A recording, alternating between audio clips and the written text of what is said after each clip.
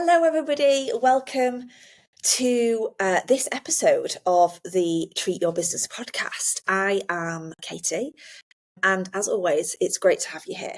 Today, we're diving into a topic that is really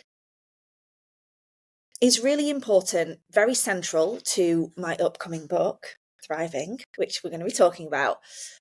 But the biggest thing I think is the gap when I'm talking to clinic owners. So I have lots of conversations on a weekly basis with clinic owners who are looking for more support.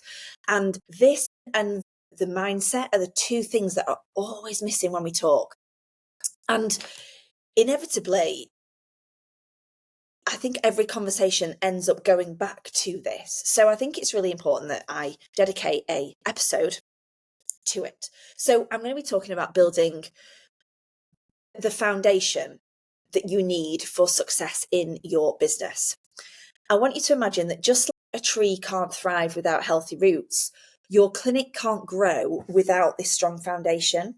So you can have short-term success. You can have moments where it feels like it's moving forward and you've got some great team, and then slam, something else comes in and takes you out. Or you feel like you're the worst paid person in the business at the end of the day. You're the one doing the most amount of hours and the business actually is not serving you. So I'm going to explore some of the key lessons from my book and why these foundational principles are a must for you as a clinic owner looking to build a really sustainable and thriving business.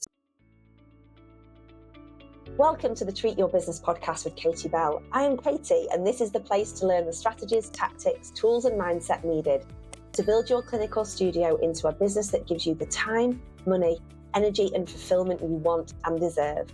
My team and I work every day with overwhelmed and exhausted clinic owners like you to shift them from a business that is a huge time and energy drain and is not giving them the income they want, to confident clinic owners that are making money, saving money, and getting time back in their lives. So if this sounds like something you want, let's dive in.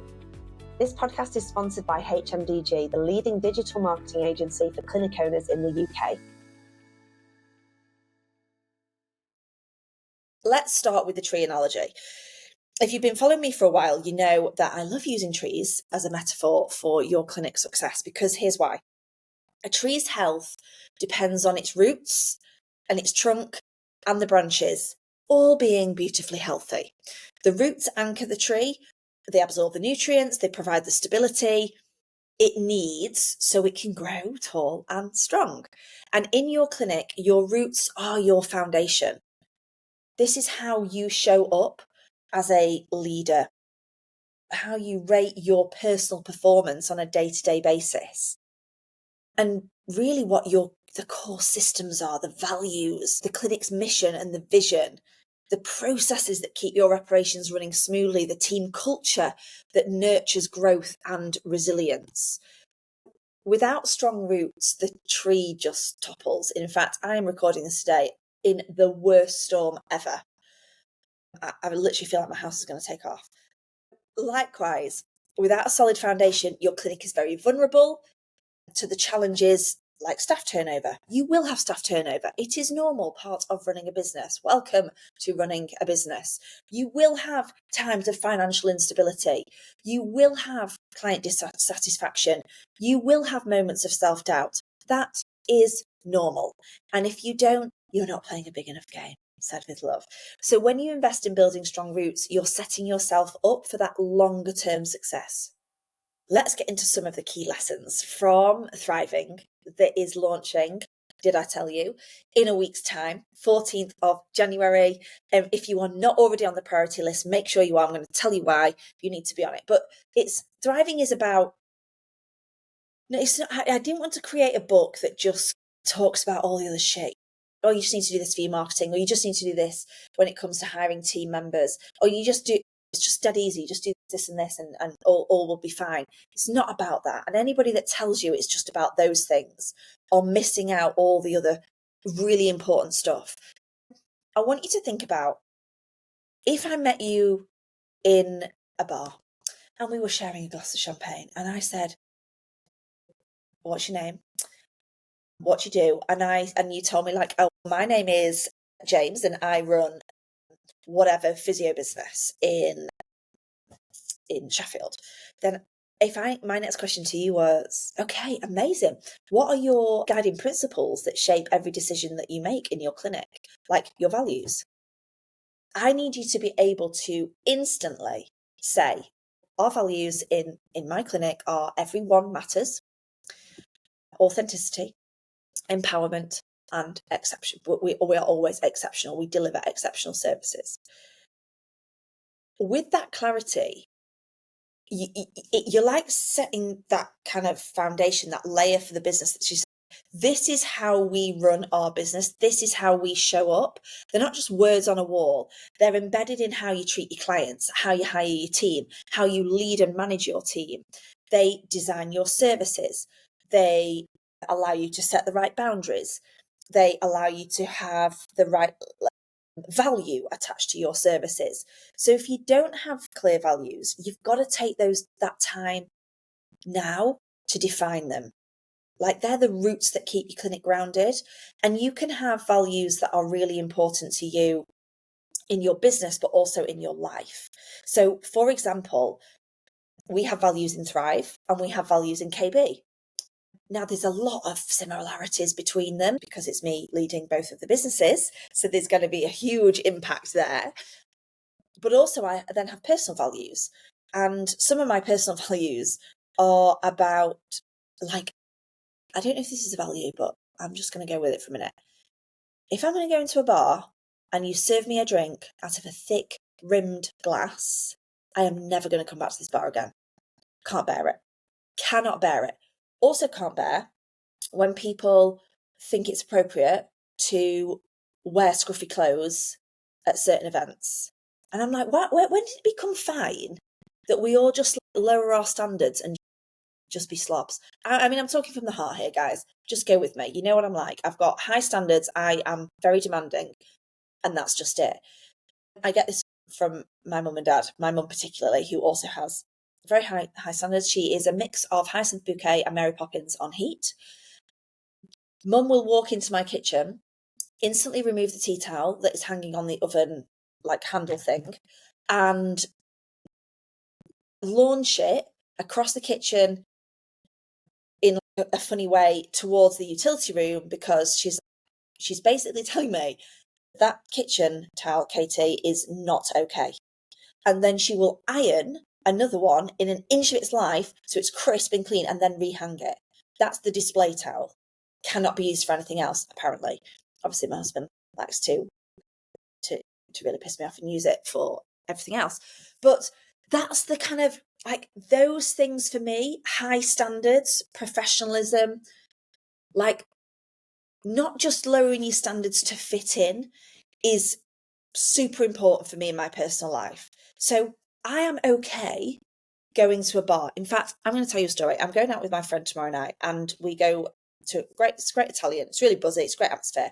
And they have a wine list. And then they have like I don't know whether they call it fine wines or there's a posh word for it. But when you order from that list, you get a really nice glass. And so sometimes I would order from that list, or maybe sometimes I wouldn't, because whatever, I'm not really bothered. I just want nice wine that I like, and it might be on that list or that list. But what I will always say is, with a smile, would you be willing to serve that wine in those wonderful, fabulous wine glasses that you've got over there? And every single time they go, of course we can.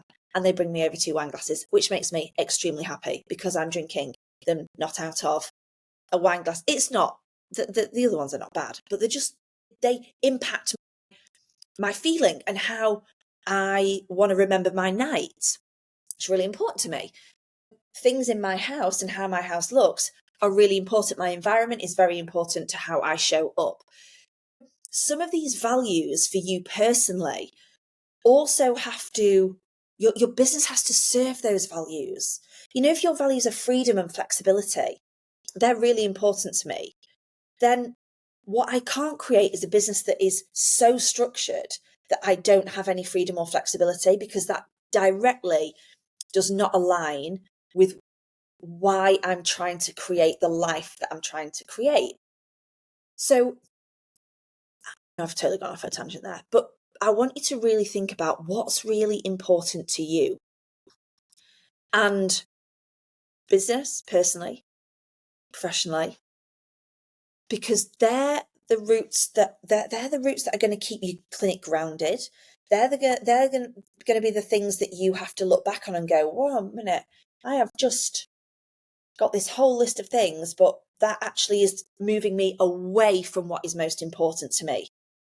So I want you to think about, if we met tomorrow and we were having a conversation, what is, like, why, how are you showing up?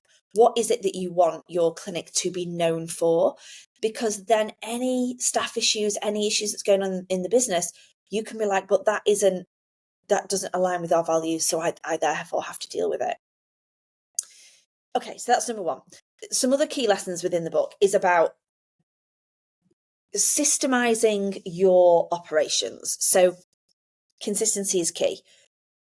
Anything that happens in your business more than once needs an SOP. It needs a process. It might be onboarding new clients. It might be managing your appointments. It might be the process that you want your clients to go through in that initial assessment. It might be how you follow up with patients. It might be having clear systems in place for your end of month bookkeeping. Systems don't just make your life easier, they create a better experience for your clients and your team. You've got to imagine that you are like a version of McDonald's, you're a McDonald's franchise. And within your clinic, behind every door, you want the same level of service, of delivery, and everybody is meeting those values all the time. You want to nurture your team. So I'm going to talk a lot about team being one of the very important supportive branches in your clinic. You are only as good as the people that you've got around you, and you all deserve to have world-class people around you. Your services and your client relationships ensure your clinic stands tall, so you've got to invest in your team's growth and well-being, but you've also got to have the time to invest and nurture your team. So many clinic owners I see start bringing team on, they're still working 60, 70 patient weeks, and they haven't got time to manage their people. And so we've then got team members who feel like they may rule the roost, feel like they're in charge, feel like they've got you over a barrel, and there isn't really another way around it. So having enough time. You can't grow your team, you can't nurture your team, you can't grow your business between client appointments. I'm also going to talk to you about measuring what matters. One of the biggest mistakes I see clinic owners make is focusing on the wrong metrics.